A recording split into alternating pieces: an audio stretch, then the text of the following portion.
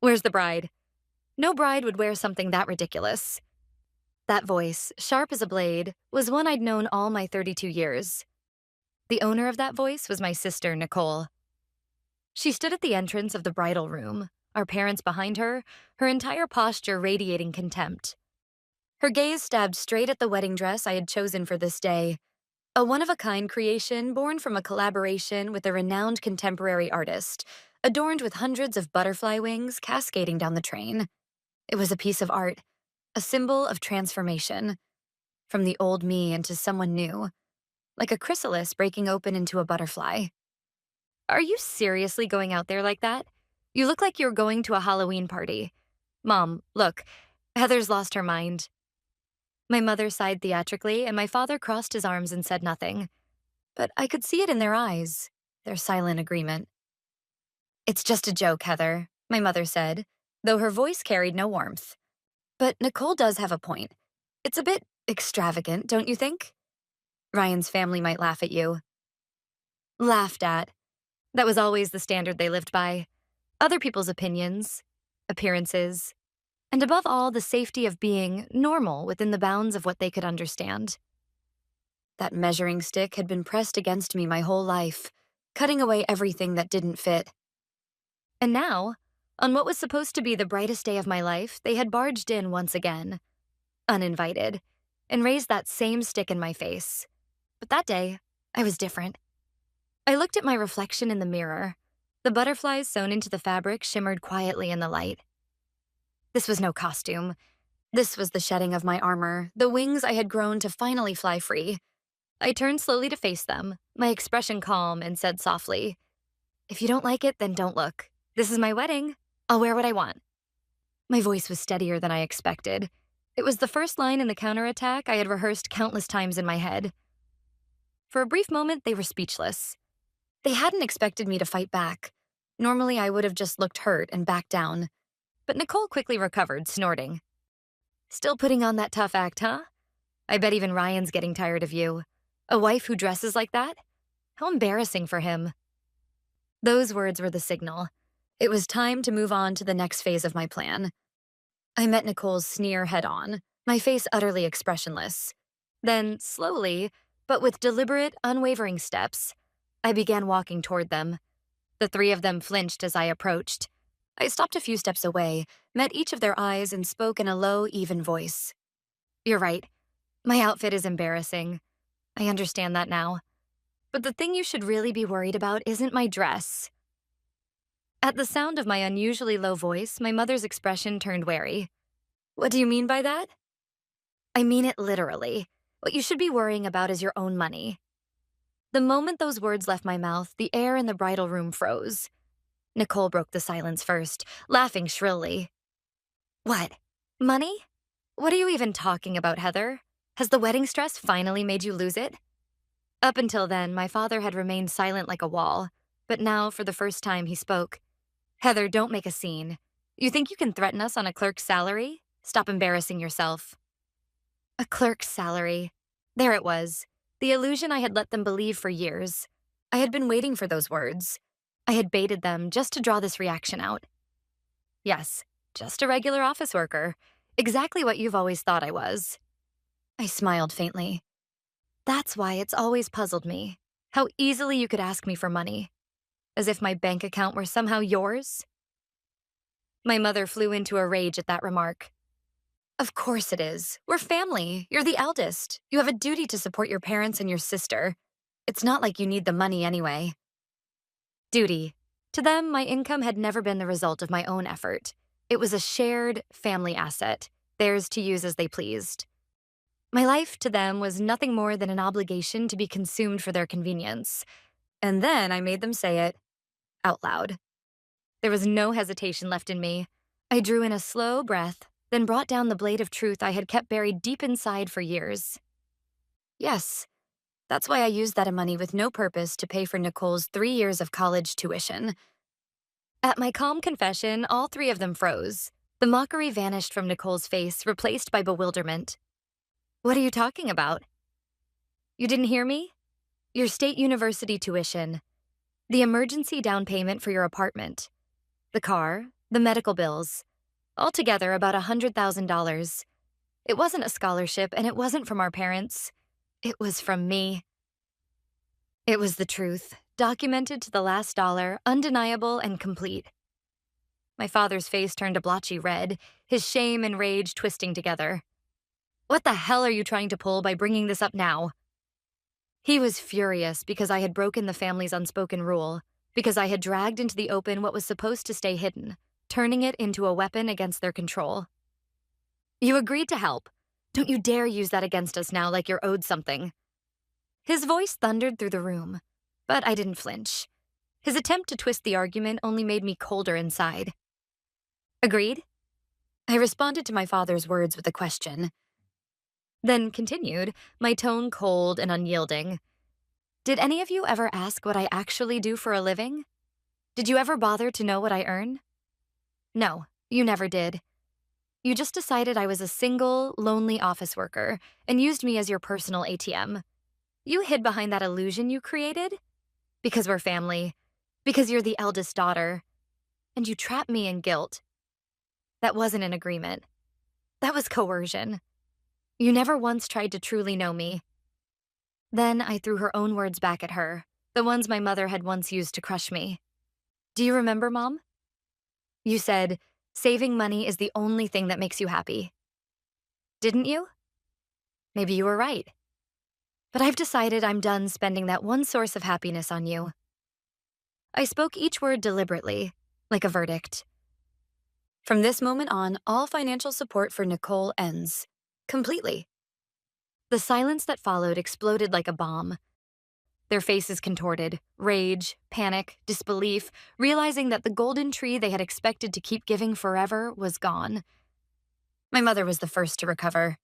Don't you dare. Do you even realize what you're saying? Who do you think you are, turning your back on this family? Her voice cracked into hysteria, the mask of composure shattering completely. Nicole's still a student. If you abandon her, what's going to happen to her? That's for Nicole to figure out. She's not a child anymore, I said coldly. And besides, you're her parents. You can take care of your own daughter from now on. You ungrateful girl, my father roared, taking a step toward me, his bulk towering. But I didn't move. What held me up right now wasn't fear. It was my resolve. Just then, a soft knock came at the door. Our wedding planner peeked in, her voice gentle but firm. Heather, it's almost time. All the guests are seated. Her calm professionalism washed over the tension like cold water. Right. This wasn't a sealed room. Beyond these walls, the celebration of my new life was waiting to begin. My mother's lips trembled with fury as she glared at me, hatred burning in her eyes. Fine, for now. But after the reception, you'll regret this. That final line told me she still believed she had the upper hand. Nicole's face twisted in frustration, tears glistening as she followed my mother out, slamming the door behind her. My father shot me one last bitter look and left without a word. After the three of them stormed out like a passing tempest, silence once again settled over the room. Alone at last, I let out a long, steady breath. Then I sensed the door open softly behind me. Turning around, I saw Ryan, flawless in his tuxedo, standing there with a gentle smile. He said nothing, just walked up and took my hand in his. Are you all right? At the sound of his gentle voice, I lifted my head. Then, with a radiant feeling welling up from deep within me, I gave him a confident, beaming smile. Yeah, I feel amazing. The doors to the banquet hall swung open. The moment Ryan and I stepped inside, the room erupted into thunderous applause and warm, heartfelt cheers. The chandeliers glittered like diamonds. The flowers adorning each table shimmered like precious jewels. It was a breathtaking sight. An audience of elegance and admiration gathered too. Celebrate us. And yet, at one corner table, a strange chill hung in the air. A stagnant, heavy silence that seemed to belong to another world. My mother and Nicole still hadn't cooled off from their anger in the bridal room. Their arms were crossed, their faces hard, their eyes darting sharply around the venue. They surveyed the elegant hall and the sophisticated guests, whispering to each other. Heather must have overextended herself just to show off. And look at these guests, so far above her station. It's embarrassing for someone who's just an office worker. They probably thought their voices were low, but in the tense air of the reception, every drop of their malice reached me as clearly as if they had shouted it. They still truly believed deep down that I was nothing more than a slightly extravagant, arrogant office worker's daughter. That's why they dismissed my declaration in the bridal room as nothing more than bravado. Empty words from a daughter cornered by financial pressure. They had no idea that what they were about to witness would shatter their narrow-minded values to the very core. Casting them a brief glance, I gently slipped my arm through Ryan's. He leaned close and whispered in a voice only I could hear, "Let's enjoy this." I nodded and walked with him toward the main table, where our true friends, the ones who genuinely celebrated our happiness, were waiting for us. Behind me, the table where my family sat faded into the distance, like the wreckage of another life. The reception curtain rose quietly. What was beginning then was the prologue of my new life, and the first chapter of their long waking nightmare. The atmosphere was soon filled with warmth and laughter. Then the host took the microphone.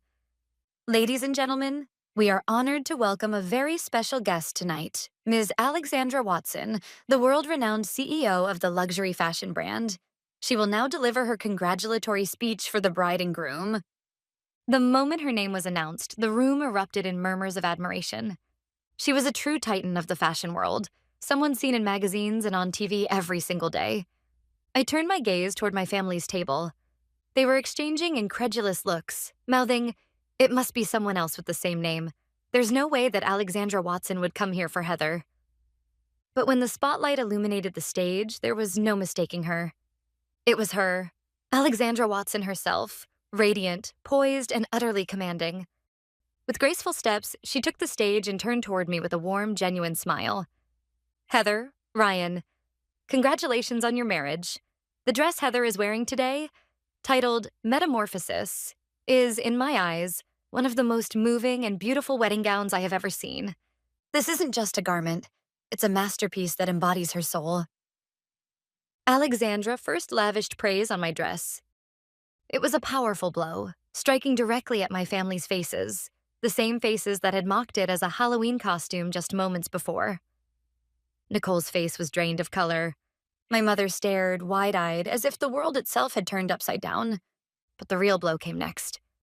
But Alexandra continued, "What I admire most about Heather isn't just her artistry. As many of you know, she is the founder and CEO of Eternal Moments, a luxury experiential gift service that has transformed its industry over the past 5 years. Her vision, her innovation, and her uncompromising leadership have redefined what experience-based gifting can be. As a fellow entrepreneur, I deeply respect her." Founder, CEO, transformed the industry. Each word landed like a bullet.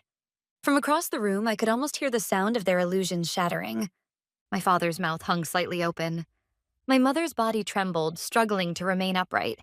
It was in that moment they finally understood. That my words in the bridal room had been no bluff.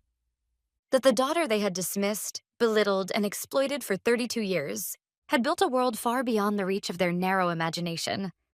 When Alexandra's speech ended, the hall erupted into applause so loud it felt like a living force. I then offered her a smile of gratitude.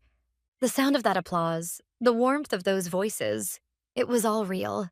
This was the reality I had fought, bled, and survived for. At the far corner, my family sat frozen, as if they alone had been left behind in a world that no longer recognized them. Then came Ryan's business partner, a charismatic CEO of a global tech company, who naturally took the mic. He spoke with humor and affection about how Ryan and I first met, filling the room with laughter. Ryan slipped an arm around my shoulders and whispered, teasingly, "All this talk about us. You're not getting bored, are you?" That boyish grin of his, so different from the confident businessman the world saw, made my heart grow light. And in that moment, my mind drifted back to the night we first met. Back to when there was no one who looked at me the way he does now. "Heather, I'd love to hear more about your company's next project." It was 3 years ago at an industry networking party. I had just gone independent, surrounded by skeptical eyes that weighed and judged me. Only Ryan had looked at me differently. "You're Heather from Eternal Moments, right? I read an article about you last month. It was inspiring." What he spoke of was my business itself. Despite being in the same industry, he regarded me not as a subordinate or a curiosity, but as a rival, and as a capable leader in my own right. That night, we talked until we forgot the time. He saw through the armor I had built around myself and told me, with genuine sincerity, that he respected my talent. Those were words I had never once heard from my own family. At that moment, I knew. He was my comrade in arms, my real family. The battle I had fueled solely by hatred was transformed, through meeting him, into a fight for hope, a struggle to build a future. I came back from my memories and looked up at Ryan, who was now proudly speaking about my achievements. In his eyes, I saw unmistakable love and respect, and I smiled back. Softly, but with strength. Yes, I was no longer alone. As if understanding everything without a word, he gently took my hand in his. The glamorous hours of the wedding reception passed by like a dream. After the last guest had left, Ryan and I finally breathed a sigh of relief. And that's when they appeared.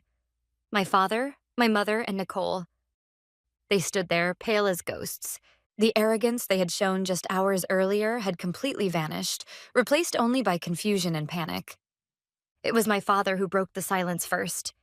His voice trembled as he forced the words out. "Heather, I'm sorry, we didn't know." His eyes wandered, unfocused, as if unable to believe the reality in front of him. Nicole kept her head down, staring at a single spot on the floor. My mother, on the verge of tears, pressed her hands together in a desperate plea. "Please, Heather, let's just be a family again." But I had no intention of listening to the rest. I cut off their sentimental apology, coldly, quietly. "I don't accept your apology. You're not sorry for what you did to me. You're sorry for losing your personal ATM and for missing the chance to boast about having a successful daughter." The three of them froze, their breath caught in their throats. "I don't have time for your theatrics anymore," I continued firmly. "Here's my final notice. From this moment on, I will no longer provide any financial support. Not a single dollar. If you still wish to have any relationship with me, it will not be as family, but as equals. As human beings. If you can't do that, then this is where our relationship ends." That was the moment I severed all ties. A few days later, as I expected, they showed up in front of my apartment building. It began predictably, with tearful apologies and pitiful pleas over the intercom. My mother cried, "Heather, please, just hear us out one more time. We were wrong. All of it was wrong." My father added in a contrived tone, "We just want to celebrate your success. That's all." Nicole, as usual, tried to prey on my guilt. "What am I supposed to do without you, Heather?" But when I refused to respond, keeping my silence, as cold and unmoving as stone, their tone gradually changed. Day by day, their desperation gave way to anger. After about a week, the mask finally fell off. Their true nature bared its teeth. "Heather, I know you can hear me, you ungrateful brat." My father's furious voice echoed through the quiet neighborhood. He had transformed. The pitiful father act was gone. What remained was the face of a tyrant, enraged at a daughter who dared to disobey. "You're a heartless monster, abandoning your own family. Who do you think made you what you are, you selfish, ungrateful child?" The shouting escalated, day and night without rest. They rang the doorbell repeatedly at dawn, pounded on my door in the middle of the night. Letters filled with resentment and venom were stuffed into my mailbox every single day. Worse still, they began spreading lies to my neighbors, telling anyone who would listen that they were poor parents betrayed by a greedy daughter who stole all their money. But I no longer hesitated. The old me might have caved under the pressure, trapped by that twisted idea of family bonds, afraid of what others might think. Not anymore, because now I had something far more precious to protect. A peaceful life with Ryan, the man who first saw me as an equal and loved me for who I truly was. And the future of my 50 employees, and their families, who believed in my dream enough to stake their lives on it. I would not allow those people, my family in name only, to defile the world we had built with their selfishness. In contrast to their hysterical behavior, I was astonishingly calm, because everything they were doing was exactly what I had expected.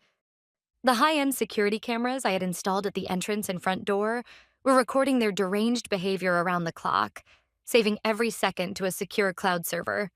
Their verbal abuse through the door was captured perfectly with my phone's recording app, preserved beyond question as evidence.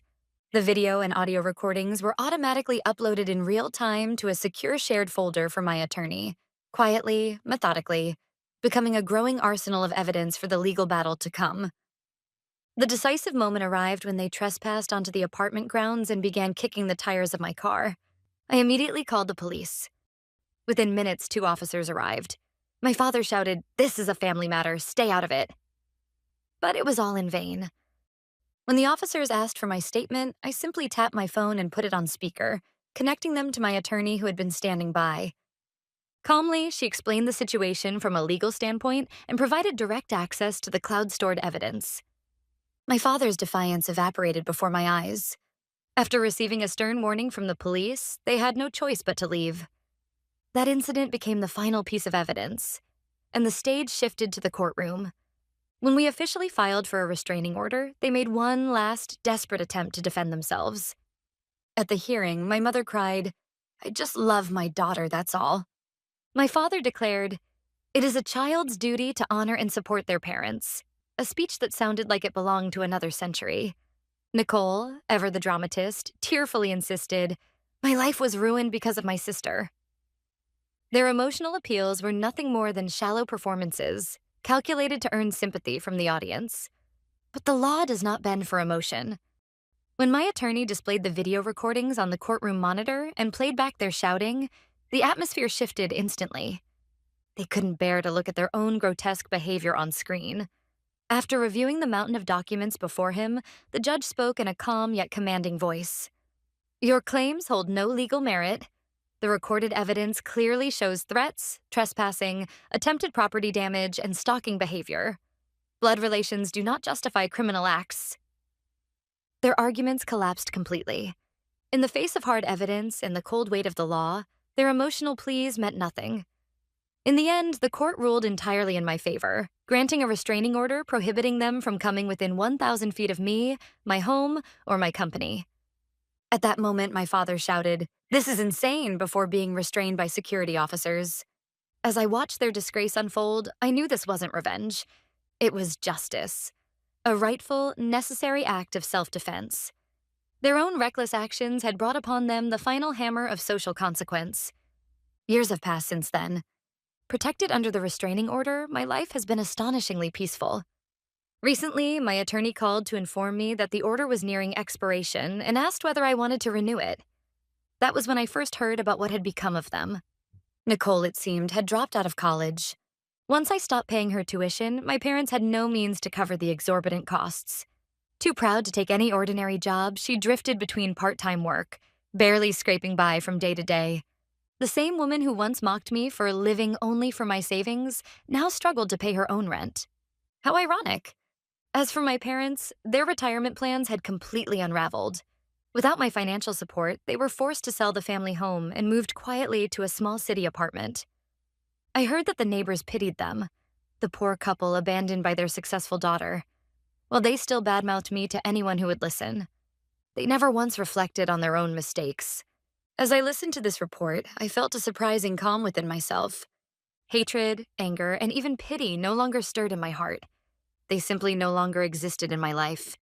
They were nothing more than characters from an unpleasant story I had read long ago. Irrelevant. Forgotten. I set down the phone and turned toward the panoramic window of my office, gazing at the glittering city below.